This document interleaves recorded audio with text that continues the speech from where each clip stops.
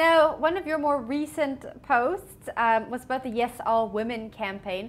What sparked this for you? What made you want to write about the Yes All Women campaign? Well, I saw it all happening about 3 weeks ago on Twitter. I didn't really get involved. I was just watching from a distance because of, I don't know, various reasons. I don't want to get too involved at first because I had the flack about writing about things straight off the bat, and then you get comments and people fighting with you and arguing with you, and I kind of just let it simmer for 3 weeks, 4 weeks, and then something just sparked. I think I saw something on TV about rape or objectifying women or something, and I had to sit down and write it. And yeah, also my mom had been in a group with some ladies, and they were just talking about the anger towards men at the moment all over the world, from all sorts of women, different backgrounds, different classes. So I don't know, I just felt I had to write something, but I didn't want it to be aggressive. I wanted it to be, just my thoughts as a woman. And I don't know if you saw the reply from my friend Roscoe, as a guy. And I think that's great that people can, talk about their feelings and their opinions in a safe space. And I mean, he might not have said some things that I'm comfortable with. I might have said some things that he didn't agree with. But at least, I want to create a safe space for people to have conversations about these awkward things or things that no one else really talks about. So, yeah, that's why I wanted to do it. And I always like to get my opinion out there, and I like people to banter with me if they can do it in, in a nice way. So it's interesting to have these conversations. Were you surprised that a guy had commented and responded to the post? Yes.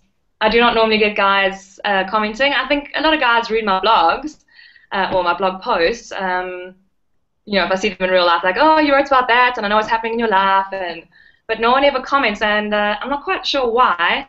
I suppose they worried about what they look like in front of their friends, or I don't know. But Roscoe, the guy, did reply, is an old friend of mine, and he's just out there completely always. He's an awesome person, and I'm not surprised that he actually replied, and I'm grateful. I messaged him straight away, and I was like, thank you so much for joining in the conversations and, having the balls to actually, to write back and say something and get your opinion out there. And I know a lot of girls or ladies didn't agree with him, but at least he said a say, and I think that's awesome.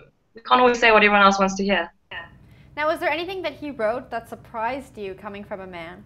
Not really. I know him quite well, but I'm really grateful that in the beginning he said straight away, I'll never know what it's like to be a woman. I don't know what it's like to be whistled at on the streets, and that he cannot, sympathize. Well, not he can empathize, but he just said straight off the bat that he will never understand what it's like to be a woman. But this is how he feels as a modern man, I suppose. Now, speaking of the comments, you said sometimes people write quite not controversial, but mean. Do people write mean comments to you?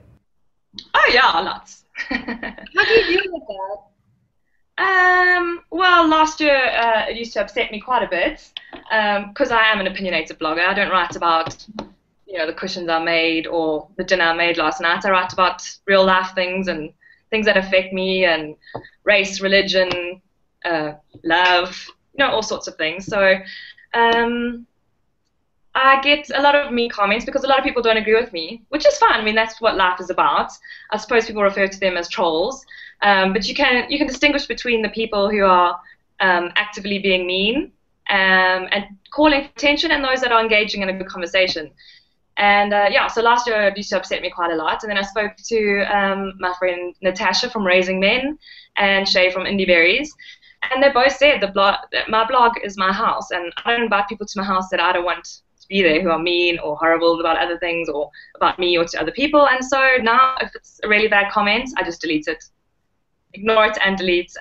If someone's willing to engage in a nice way, then I'll engage back with them, even if they're not agreeing with me. But there's no space for hatred and anger on my blog. Good for you. Now, what's been your most popular post?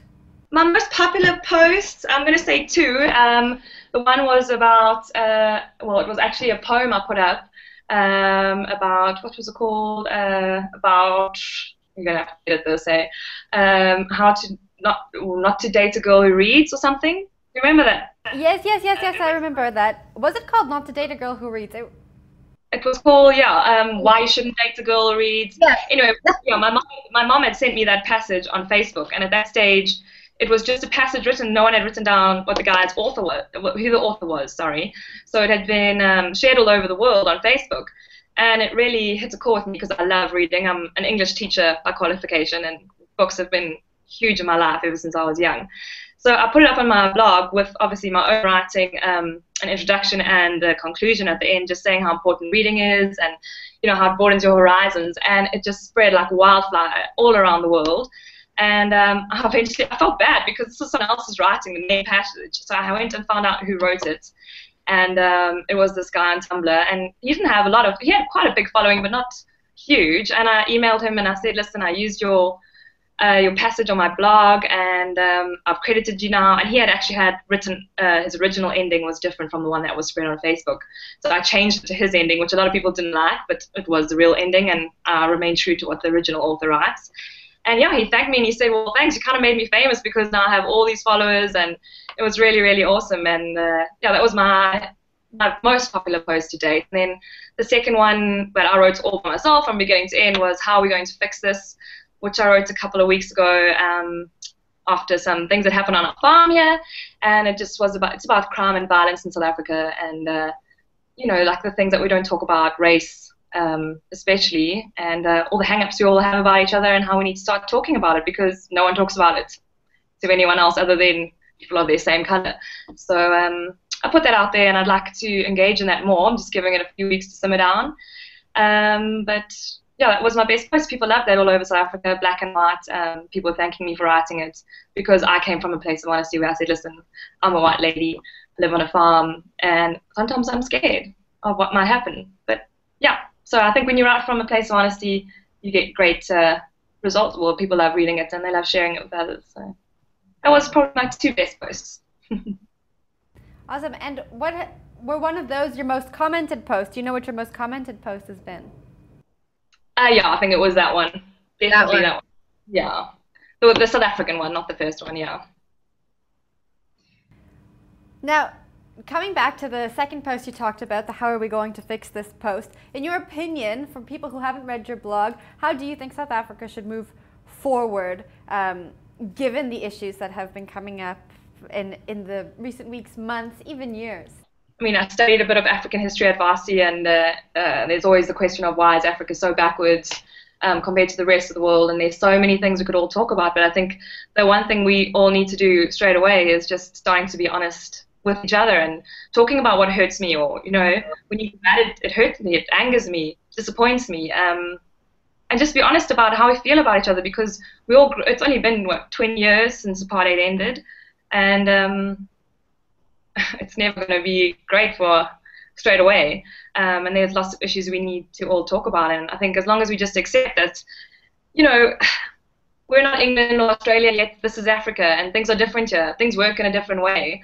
And as long as we can be open and communicate with each other about that and discuss what angers us about each other and just get it out there and stop being friends with each other instead of, I don't know. It's a tough one, and also it's different in different areas of the country, especially in Cape Town compared to here. It's much tougher. Yeah.